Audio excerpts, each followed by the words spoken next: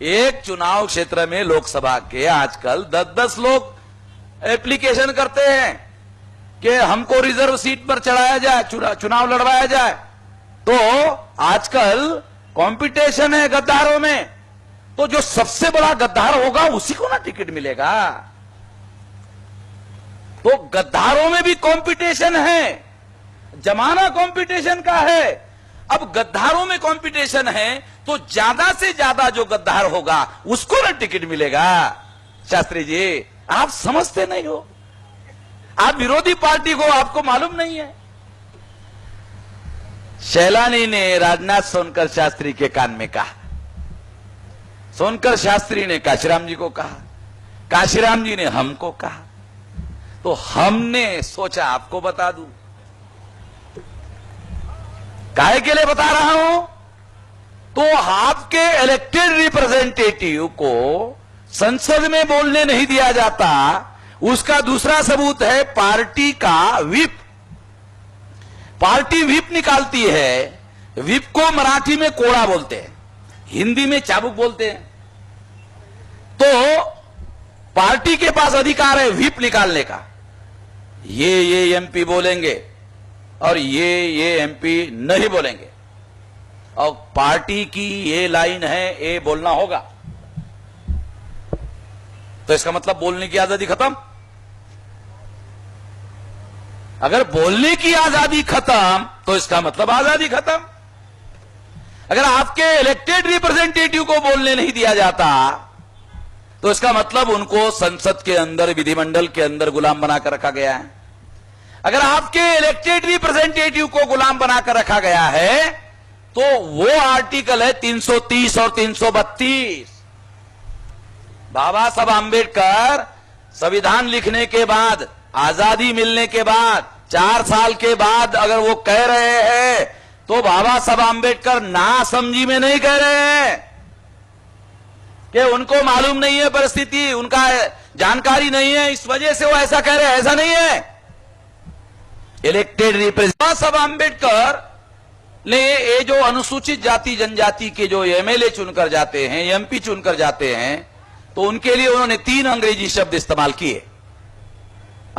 Tool of the caste Hindu, औजार, हथियार, स्वर्ण हिंदुओं का हथियार, हमारे लोगों के विरोध में इस्तेमाल किया जाने वाला।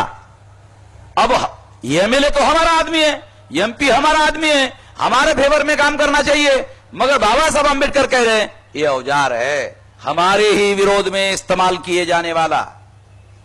इसलिए उन्होंने शब्द इस्तेमाल किया tool of the caste Hindu. दूसरा शब्द इस्तेमाल किया stooge of the caste Hindu. Stooge का हिंदी में अर्थ होता है पिट्ठू, पिछलग्गू और चमचा। तीसरा अंग्रेजी का शब्द इस्तेमाल किया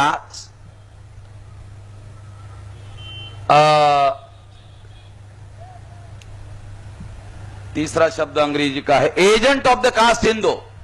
एजेंट का शुद्ध हिंदी में अर्थ होता है मध्यस्थ, और देसी हिंदी में अर्थ होता है दलाल और बड़ुआ।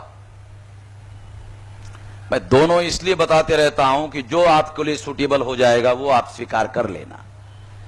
तो ये शब्द बाबा साहब आंबेडकर ने किताब में लिखे हुए।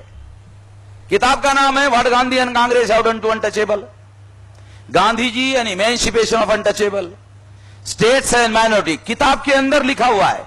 कुछ लोग, अक्लमंद लोग आपके विद्यार्थियों में बैठे हो सकते हैं, बोलेंगे तो असंसदीय भाषा है।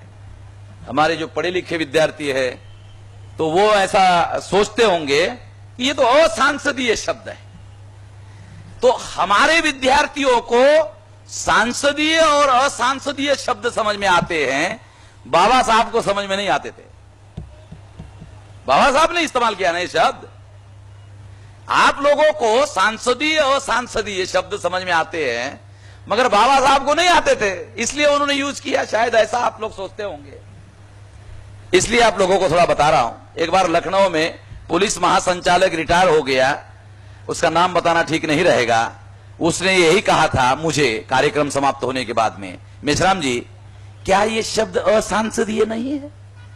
तो मैंने उसको तपाक से जवाब दिया कि क्या बाबा साहब आंबेडकर को सांसदीय असंसदीय समझ में नहीं आता था और आपको समझ में आता है? आपको पढ़ाने लिखाने की लड़ाई बाबा साहब आम्बेडकर ने लड़ी। पढ़ने लिखने का अधिकार आपको बाबा साहब आम्बेडकर की वजह से मिला।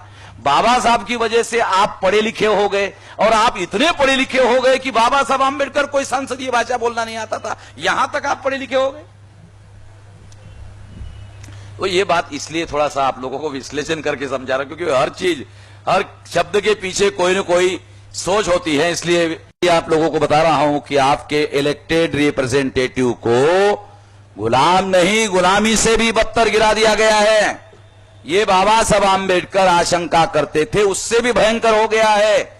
ऐसे स्थिति में बाबा साहब आम्बेडकर विद्यार्थियों को कहते हैं संगठित होना चाहिए। संगठित होकर केवल पढ़ा लिखा होने के बाद केवल आत्म केंद्रित नहीं होना चाहिए, और केवल अपने सुख सुविधाओं के बारे में नहीं सोचना चाहिए, अपने लोगों के आजादी के लिए सोचना चाहिए, और उसके लिए जीवन भर लड़ाई लड़ने के बारे में सोचना चाहिए। जब आप अपने लोगों के आजादी के लिए लड़ाई करोगे, उस लड़ाई में आपका सुख है। ये सारे बैकग्राउंड में है, तब आपको समझ में आएगा।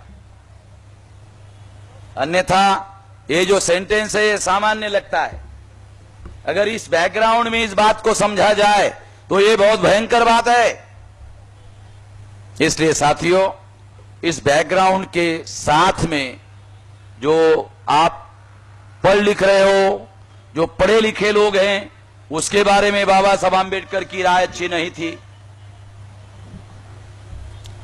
बैकवर्ड क्लास कमीशन को जो उन्होंने कहा, इससे प्रमाणित होता है। फिर विद्यार्थियों के सामने उन्होंने जो भाषण दिया, उसमें विद्यार्थियों को आत्म केंद्रित होने के लिए रोका।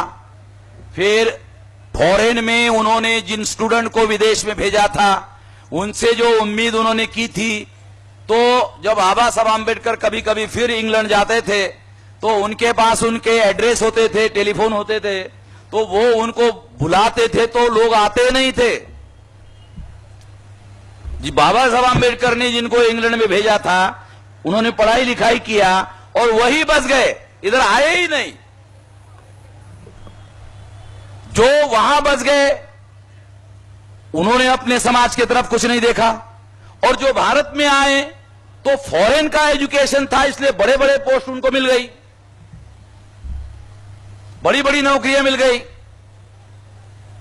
उन्होंने भी ध्यान नहीं दिया। शायद एक व्यक्ति था, बैरिस्टर राजाभाऊ खोब्रागड़े, 52 लोगों में एक आदमी था जिसने वापस आने के बाद में समाज का काम किया। बाकी पढ़े लिखे लोगों के लिए, पढ़े लिखे लोग पैदा हो, इसके लिए बाबा साहब आम्बेडकर ने जो कोशिश किया, उससे जो पढ़े लिखे लोग पैदा हुए, उसमें ज्यादातर 90% लोग आज के तारीख में अपने समाज के तरफ देखने के लिए राजी नहीं है। आज अगर उनके साथ बहुत गैर व्यवहार हो रहा है, उनके संवैधानिक अधिकारों का हनन हो रहा है, तो उसका सबसे बड़ा कारण पढ़े लिखे लोग हैं, एजुकेटेड लोग हैं। और हमारे जो पढ़े लिखे लोग हैं वो इलिटरेट लोगों से ज्यादा खतरनाक है। जो अनपढ़ लोग हैं वो उतने खतरनाक नहीं है। जो हमारे पढ़े लिखे लोग हैं वो पढ़े लिखे कम हैं और सेमी इलिटरेट ज्यादा है। सेमी इलिटरेट का मतलब होता है आधे पढ़े लिखे। जितने पढ़े लिखे लोग हैं उसमें मैक्सिमम आधे पढ़े लिखे लोग हैं। तो आधे पढ़े लिखे जो लोग होते हैं वो लोग ज्यादा खतरनाक होते हैं, क्योंकि उनके दिमाग में जो भूसा ब्राह्मणों ने एजुकेशन के द्वारा भर दिया है उसी को सही मानते हैं, और उसी को सही मानकर वो अपने जीवन में काम करते रहते हैं। वो ज्यादा खतरनाक लोग हैं,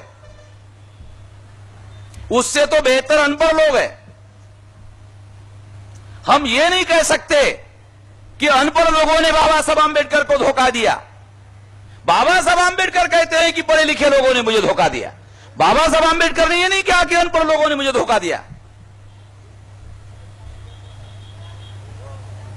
मैं ये बात इसलिए आप लोगों को बता रहा हूं कि आजाद भारत में जो भयंकर स्थिति है उसमें प्रथम श्रेणी का जो बुद्धिजीवी है वो सरकार का नौकर है। द्वितीय श्रेणी का जो बुद्धिजीवी है सरकार का नौकर है। और क्लास 3 और क्लास 4 के जो लोग हैं, जिनकी बुद्धि क्लास 3 के लायक है, जिनकी बुद्धि क्लास 4 के लायक है, वो लोग आंदोलन चलाने के लिए नेता बने हुए हैं। हमारे बाबा साहब आंबेडकर के आंदोलन के जो संगठन हैं, उनके नेता, ज्यादातर उनके नेता क्लास 3 और क्लास 4 के लोग हैं। अब आप बताओ, बाबा साहब जैसा पंडित, महापंडित आदमी जिन्होंने आंदोलन चलाया, उसके आंदोलन का नेतृत्व वर्तमान में क्लास 3 और क्लास 4 के लोगों के नियंत्रण में होगा, तो उसका सत्यानाश करने के लिए ब्राह्मणों की जरूरत है? ब्राह्मणों की कोई जरूरत नहीं है। अरे हम खुद ही सत्यानाश करने के लिए इतने पक्के हैं कि हम खुद ही ऐसे फैसले लेते हैं कि हमारे फैसले से ही हमारे समाज का और हमारे आंदोलन का सत्यानाश हो जाता है, और हो रहा है। मैं ऐसे नेताओं का नाम लेकर अपनी जबान को गंदा नहीं करना चाहता, और खामखा उनका नाम लेने से बड़ा हो